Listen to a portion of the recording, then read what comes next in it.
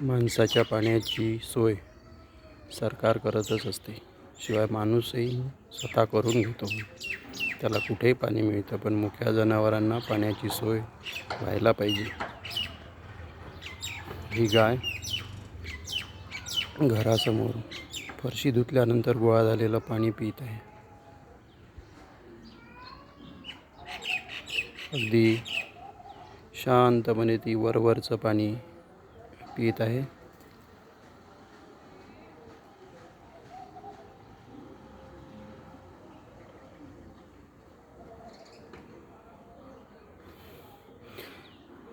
आता उन्हाळ्याची चाहूल लागलेली आहे आणि मुक्या जनावरांना पाण्याची सोय घरोघरी व्हावी